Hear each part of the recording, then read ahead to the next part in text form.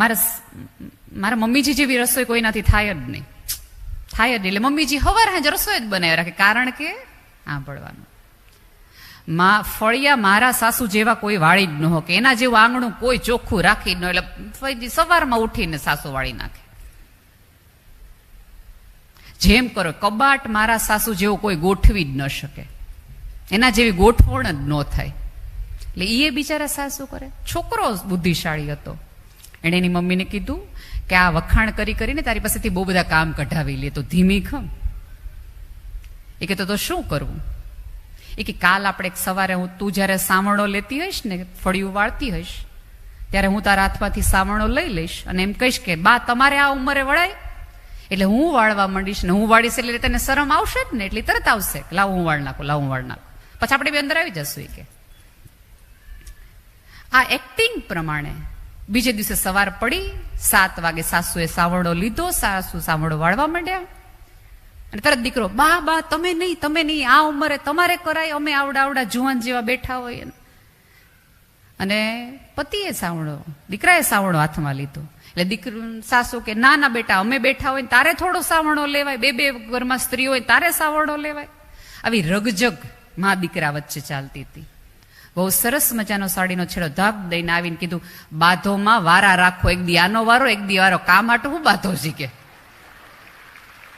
કામ હાટું બધા થશે કે ઘરમાં કંકાસ કામ માટે હોય, વારા કાઢો. કે આ વારો લઈ લેવાની આખી ફિરાકમાં આખી સભ્યતા છે. વારો દેવા વાળામાં રાખો.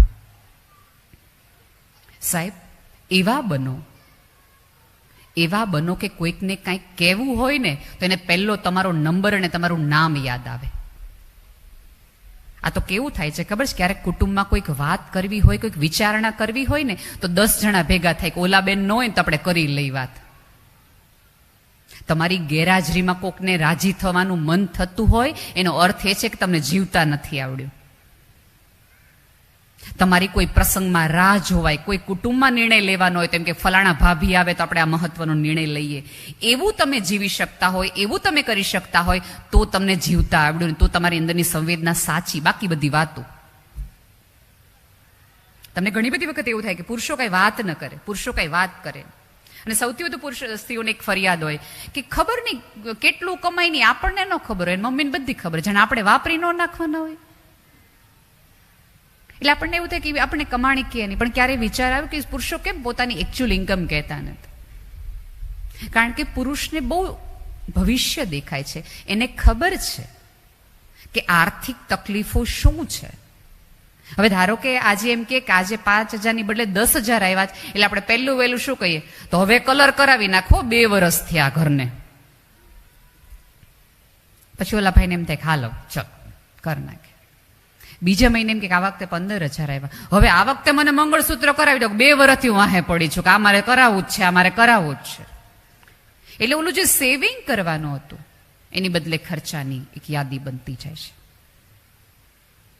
પણ એની બદલે એ તમને આવીને તમારા હાથમાં મૂકી શકે.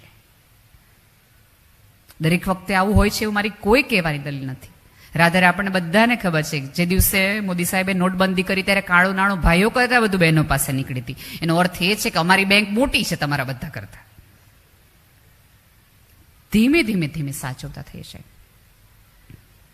તો અંગત રીતે માનું છું કે તમારો સ્વભાવ સારો હશે, તમારી વાણીમાં નિર્મળતા હશે, તમે સંવેદનાથી વાત કરતા હશો તો જગતની દરેક વ્યક્તિ, તમારો પિતા હશે, તમારો પતિ હશે કે તમારો પુત્ર હશે, પહેલું વહેલું એને એવું થશે કે હું આને જઈને કશુંક કહું. પણ આ બે વચ્ચે માથા પુરુષ ફસાય છે ક્યાં ખબર છે? છોકરીને એવું હોય છે કે મારા હસબન્ડને બધી મને જ વાત કરવી જોઈએ, બીજા કોઈને કરાય જ નહીં. અને ભાઈઓને એના મનમાં એવું કઈ છે જ નહીં કે આને કરવી ને આને ન કરવી. એ ખરેખર એને બે આ કોઈ બેલેન્સ બહુ સરસ રીતે કરી શકે, બધાને એને કહેવું જોઈએ. પણ એ રિએક્શન આવે ને પછી નક્કી કરે કે આને નો વાત કરાય, આ તરત વાયા વાત બર જતી હોય છે. અને ત્યારે ધારો કે દીકરો છે એ પ્રેમથી હૂંફથી પોતાની પત્નીની કશીક વાત કરે છે, ત્યારે તરત જ કાં હવે બધું ન્યાજ તાર કહેવાનું, આવડામાં તમે આવડા કર્યા. અને એક ધારો કે પહેલા દીકરો છે એ ટુવાલ ન સૂકવતો હોય અને લગ્ન પછી સૂકવવા માંડે એટલે આપણે તરત કાં સીધા થઈ ગયા ને, અમે તો કઈ કઈને મરી ગયા હતા. ધારો કે છોકરો છે એ રીંગણાનું શાક ન ખાતો હોય અને દીકરાની વવે રીંગણાનું શાક બનાવ્યું હોય તો આપણે 2 વખત ના પડે કે ઈ નથી ખાતો રીંગણાનું શાક, ઈ નથી ખાતો, એટલે વહુ એમ ખાય હેનો ને મનમાં, એટલે એ બનાવે રીંગણાનું શાક અને ભાઈને એવું થાય કે હવે નવું નવું છે ને આપણે ક્યાં અત્યારે કેવું, એટલે ખાઈ લે. એટલે પહેલા જ કોળીએ આપણે, કાં તું તો ખાતો નહોતો, 2 શાક અમારી આગળ કરાયો, સીધો થઈ ગયો. આ સમયે એક સાસુ તરીકે તમારે એ કરવાની જરૂર હતી કે કરવું જોઈએ કે ભાઈ દોસ્ત તને અભિનંદન છે, જે હું 20 વર્ષમાં 25 વર્ષમાં ન કરાવી તે 2.5 મહિનામાં કરી દીધું. અને બીજું કે આપણાથી હચવાતો નહોતો ત્યારે જ પરણાવ્યો હતો, ત્યારે તો પરણાવ્યો હતો. તમે જો આજે પણ તોફાની છોકરો હોય, હાથમાં ન રહેતો હોય, કાંઈ પણ ન રહેતો હોય તો આખું કુટુંબ એમ કે લગ્ન કરાવી દો ને બધું સીધું થઈ જશે. એનો એમ અર્થ એ છે કે બધું સીધું કરવા માટે એક સ્ત્રી જોઈએ. હવે જો તમારી સાસુ તમને આટલી સપોર્ટિવ હોય, તમને એમ કહી શકતી હોય કે વાહ દોસ્ત અમે ન કરી શક્યા તું કરી શકતી હોય, તો એનો ગર્વ લેવો જોઈએ. પણ એનું અભિમાન આવી જાય ને પછી કેમ હવે તમારે બધું મને જ કહેવાનું, એવું નથી. અત્યારે 2 પક્ષ છે. પહેલા સાસુઓ મૂંઝારાતી. મેં હમણાં જ એક વખત એક વાત કરી હતી કે બધા એવું કહે છે કે અત્યારની છોકરીઓની બહુ ડિમાન્ડ છે, બહુ ડિમાન્ડિંગ છોકરીઓ થઈ ગઈ છે. પણ મારું એવું કાંઈ માનવું નથી. સાસુઓની બહુ ડિમાન્ડ છે. સાસુઓને છોકરી ડાય જોઈ, સંસ્કારી જોઈ, રૂપાળી જોઈ, ઊંચી જોઈ, અંગ્રેજી બોલતી હોવી જોઈએ, સાચવતી હોવી જોઈએ, પ્રસંગોમાં આવતી હોવી જોઈએ, આટલી બધી શરત. અને દીકરીઓની એક જ શરત કે સાસુ ન હોવી જોઈએ. એક આ ન હોય તો બધું આપણે કરી લઈશું. ખોટો કોણ માથાકૂટ કરે? જો હવે તકલીફની એ વાત થઈ ગઈ છે, દુઃખ લાગે આપણને, સમાજની આપણે એક એવી સ્થિતિમાં આવી ગઈ છે કે બાયોડેટાની અંદર લખવું પડે છે આપણે બધાએ કે આ લોકોએ લગ્ન પછી તરત જુદું રહેવું પડશે. જે લોકોને ખબર હશે કે અત્યારે સૌથી વધુ પ્રોબ્લેમ છૂટાછેડાના એટલા માટે થાય છે કે 2 વ્યક્તિઓ વચ્ચે બોન્ડિંગ બનાવી શકે ને એવું કોઈ વડીલ ઘરમાં નથી.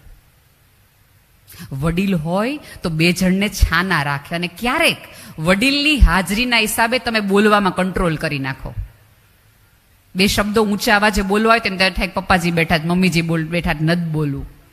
અને તમે બહાર જતા રહ્યો કે રસોડામાં જતા રહ્યો અને એટલી વારમાં તમારું મન શાંત થઈ જાય. પણ હવે કેવું થયું છે કે કાંઈ પણ નાની એવી ઘટના પણ દીકરીના ઘરમાં થાય અને દીકરી રૂમમાં આવે એટલે પહેલો મમ્મીને ફોન કરે, આજે તો મને મારા સાસુએ હા કહી દીધું. એટલે સાસુ મમ્મી તરત જ અંદરથી કે જો બેટા એક વસ્તુ યાદ રાખજે, આજે સહન કરીશ ને તો તારે રોજે રોજ સહન કરવું પડશે. ધારો કે દીકરી છે એ લગ્ન પછી વહેલી ઉઠી જાય છે 7 વાગે અને મમ્મીનો ફોન જાય સવારમાં અને દીકરીને એમ કે બેટા ઉઠી ગઈ? દીકરી એમ કે હા મમ્મી ઉઠી ગઈ. અહીંયા તો કેવી મોડી સુઈ રીતે જોયું, મારી દીકરીને ઉઠી જવું પડ્યું. એટલે છોકરીના મનમાં કોઈ વિચાર પણ ન હોય વહેલા ઉઠી જવાનો, પણ એને તરત એવું વિચાર આવે કે હા સાસરે વહેલું ઉઠી જવું પડે. લે પછી પાછો 12 વાગે ફોન કરે, શું રસોઈ બનાવી? તમે જે શીખવાડ્યું હોય એ જ બનાવ્યું હોય એને.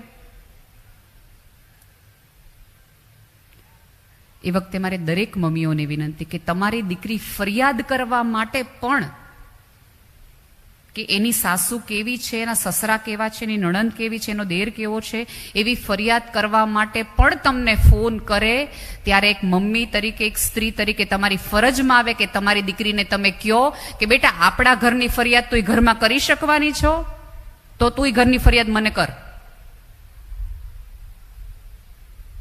તમે ઈચ્છતા હો કે તમારી દીકરીનું ઘર એકચ્યુઅલી ચાલે ને સરસ રીતે ચાલે. આ તો કેવું છે ખબર છે, દીકરી છે એ રમતું ગમતું ફૂલ હોય તો દીકરાની વહુ પણ. જો મારી કોઈ દિવસ એવી દલીલ નથી રહી, એક બહુ ગેરસમજણ છે કે અમે તો અમારી દીકરી વહુને અમે દીકરીની જેમ રાખીએ. ના, એને પુત્ર વધુની જેમ જ રાખો, કારણ કે પુત્રથી વધુ છે. એને ઘર, સંસ્કાર અને સભ્યતાને આગળ લઈ જવાની છે. એને તમારા નિવેદે યાદ રાખવાની છે અને તમારી રીતો યાદ રાખવાની છે. પણ એનો અર્થ એ નથી કે તમે એને ફ્રીડમ ન આપો. તમે તમારી દીકરીને ફોન કરો અને 2 કલાક વાત કર્યા પછી તમારી દીકરી એમ કે મમ્મી હું ફોન મૂકું, એટલે ફોન મૂકતી વખતે મા તરીકે આપણે એમ કહીએ 2 મિનિટે વાત કરવાનો બિચારીને ટાઈમ નથી. હવે એની દીકરાની વહુ જો એની મમ્મી સાથે વાત કરતી હોય તો આપણે 3 જણને ફોન કરીને કહીએ સવારની એની મમ્મી યાર મંડીશ વાત કરવા, બાયણું બંધ કરી દઈએ. તમે કરો તો કશું નથી, એ કરે તો આટલી બધી મોટી પ્રોબ્લેમ થઈ જાય એમ. અત્યારે તમને હંમેશા એવું લાગશે કે કન્યા કેળવણી ઉપર, સ્ત્રીઓના સંસ્કાર ઉપર આટલો બધો સભ્યતાએ ભાર શું કામ મૂક્યો છે? એ ભાર એટલા માટે મૂક્યો છે કારણ કે સ્ત્રી એક જ છે કે જે ઘર અને સભ્યતાને બનાવી શકે છે, જોડી શકે છે, એટલે એના ઉપર ભાર મૂક્યો છે. એટલે એને સમજાવવામાં આવે છે, એટલે એને કહેવામાં આવે છે કે તું નહીં કરને તો આ કોઈ નહીં કરી શકે, તું જતું નહીં કર તો આ કોઈ નહીં કરી શકે, તું માફ નહીં કરી શકે. અને માફી તો દિલથી દેવાની રાખો. એકવાર દઈ તો જોજો તમે કેટલા હળવા અનુભવશો. વારા ઘડીએ આપણે પુરુષો ઉપર શંકા કર્યા રાખીએ. 5:30 પછી દરેક સ્ત્રીની અંદર એક પોલીસવાળા ભાઈ જાગૃત થાય, ક્યાં ગયા હતા, કેમ મોડું થયું. અને ભાઈઓને કહું કે લગ્નના 20-22 વર્ષ પછી તમારા પત્ની તમારા ઉપર શંકા કરતી હોય તો ગર્વ લેવો, હજી તમારામાં કાંઈ કેવું છે. કેમ લાગે ચિંતા જેવું છે કે આ ભાઈ કેટલા હજી દેખાવડા છે, હજી એમાં શક્યતા છે. આનંદ લેવાય આવી વસ્તુનો. તો જે સ્ત્રીઓ શંકા કરે છે એને પોતાની જાત ઉપર આત્મવિશ્વાસ નથી, એટલા માટે શંકા જાય છે. તમને તમારી આવડત, તમારા કર્યા, તમારા પ્રેમ ઉપર ભરોસો નથી, એટલે તમારે કોઈ બીજી વ્યક્તિ ઉપર શંકા કરવી પડે. બાકી તો કોલર ઊંચા કરીને કહીએ નહીં મારા જેવો પ્રેમ કરી શકતો હોય તો જા ને બાર, મારી જેવો તને કોઈ સાચવી શકે તો છૂટ છે. આપણા કર્યા ઉપર આપણને એટલો ભરોસો હોવો જોઈએ કે આ ડીએનએ મારા જેટલું મારી કક્ષાએ કોઈ સાચવીને પ્રેમ કરી જ ન શકે. મારી આવડત ઉપર મને એટલો ભરોસો છે. પણ આપણને આપણી આવડત ઉપર જરાય ભરોસો નથી. અહીંયા બેઠેલી તમામ સ્ત્રીઓ છેલ્લે ચોક્કસ ને ચોક્કસ અરીસામાં જોઈને આવી હશે કે હું કેવી લાગુ છું. અને આપણે જ્યાં સુધી આપણને ગમે એવા ન લાગીએ ત્યાં સુધી આપણે ઘરની બહાર નથી નીકળતા. હવે આમાંની એક પણ સ્ત્રી એવું કે કેમ આવો લીલો કલર પહેર્યો, આપણો આખો મૂડ મરી જાય કે આ તો હારો તો નથી હારો. આપણે 3 જણને પૂછીએ કે આ કલર નથી હારો લાગતો, આ કલર નથી હારો લાગતો. ખબર નહીં ગામના સર્ટિફિકેટ લેવાની આટલી બધી ટેવ કેમ પડી છે આપણને કે કોઈ એક વ્યક્તિ તમને કહે તો તમે દેખાવડા, કોઈ એક વ્યક્તિ કહે તો તમે સંસ્કારી, એક વ્યક્તિ કહે તો તમે એટલા સારા. એક વસ્તુ યાદ રાખજો, ગામનો પ્રેમ લેવાય, ગામના પ્રમાણપત્ર ન લેવાય કોઈ દિવસ. ખુલીને જીવો, ખુલીને. કોઈ કેમ કે ને કે આ લીલો કલર નથી સારો લાગતો તો બહુ પ્રેમથી કહે મને બહુ ગમે છે. અને પરણેલા એની પાસે તો રામભાઈ તમારા ભાઈને હું બહુ ગમું. આમાં સામેવાળા એના બોરને ફોન કરે કે હું તમને નથી ગમતી. સામેવાળાના મગજમાં ડાઉટ નાખી દેવાય, આપણે થોડોક ડાઉટ લઈને ઘરે પાછા આવે. જે દિવસે તમને તમારી જાત ઉપર ને તમારી ચોઈસ ઉપર શ્રદ્ધા બેઠશે ને એ દિવસે જ તમારી કરોડરજ્જુ સિદ્ધિ થશે. બાકી બધી વુમન એમ્પાવરમેન્ટની વાતો સાઈડમાં રહી જશે. પુરુષો આગળ એટલા માટે છે કારણ કે પુરુષો અરીસો નહીં ભવિષ્ય જોવે છે. અને યાદ રાખજો, સંઘર્ષ કરતી સ્ત્રીનું સૌંદર્ય સુંદર સ્ત્રી કરતા ક્યાંય ચડે છે. આમાંની કેટલી એવી સ્ત્રીઓ હશે કે 3 ઘરના કામે કરતી હશે, પતિને પણ સાચવતી હશે, સાસુ સસરાની દવા પણ કરતી હશે અને સંતાનોને ભણાવતી પણ હશે. એ સ્ત્રી પૂજનીય અને વંદનીય છે. પણ સમાજ પાસે 2 હાથ જોડીને વિનંતી છે કે સમાજ પાસેથી પૂજાની અપેક્ષા ન રાખો કે તમારી પૂજા કરે, અર્ચના કરે. સમાજ પાસે ગૌરવની અપેક્ષા રાખો. તમે તમારા ઘરેણાના કારણે નહીં, તમારી સંસ્કારના કારણે રૂડા લાગો છો, યાદ રાખજો. ઘરેણા તો આવજાવ કરશે, 10 ઘરેણા પછી એ તમારી સામે કોઈ નહીં જોગે અને સાવ લીરા જેવા વસ્ત્રોમાં 10 જણાવીને તમને પગે લાગી જશે. કારણ કે તમારું ઓઢણું તમારો સંસ્કાર છે, તમારી આવડત છે, તમારી વાચા છે, તમારી મીઠાશ છે, જેના કારણે 10 જણા તમારી પાસે આવે. તમારા અવાજમાં એવું મરમ હોવું જોઈએ કે કોઈકને એમ થઈ જાય કે અડધી રાત્રે રોવાનું મન થાય તો આ સ્ત્રીનો ખોળો મને જોઈ. અને આ જગતમાં પુરુષો રડી નથી શકતા, એ સૌથી મોટી એમની માટેની તકલીફ છે. અત્યારે હાર્ટ એટેકનો રેશિયો જ એટલા માટે વધુ છે, કારણ કે પુરુષો રડી નથી શકતા. એ કે કોને? ધારો કે પુરુષ પોતાની દિલની વાત પત્નીને કરે છે, ત્યારે ત્રીજા વાક્યે, ધારો કે ભાઈ એવું કીધું કે આ એક નાના ભાઈને 5 લાખ રૂપિયા ખોટા દેવાઈ ગયા, આપણે મૂંઝવણમાં આવી ગયા, એટલે બીજું જ વાક્ય સાંભળે પછી આપણે મેં તમને પહેલા જ ના પડી હતી, તમે દોઢા થઈને ગયા હતા. એટલે ઓલો નક્કી કરે કે અહીંયા ન કહેવાય આજ પછી. એને સાંભળવાની જગ્યા આપો. એની પાસે બહુ ઠેકાણા નથી. આપણી પાસે બેનપણીએ છે, માય છે, પિયરે છે. એના ભાગે પિયરે ન થયું. આપણને ઘરમાં મૂંઝારો થાય તો આપણે 3 દિવસ એમ કહીએ, મહિનામાં, વર્ષમાં એક વખત કે હું મારા મમ્મીને ફ્રેશ થઈ આવું. એ ફ્રેશ થવા ક્યાં જાય? તેને મમ્મીને ઘરે જ છે, પિયર તો છે નહીં કાંઈ. અને જોઈએ એમ કે એના ફ્રેન્ડ સાથે બહાર જવા, કે હું મારા ભાઈબંધ સાથે ફ્રેશ થવા જાઉં, તો તરત આપણે કામે હું નડીશ તમને. એટલે એમને ખાસ આનંદની જોગવાઈ છે નહીં.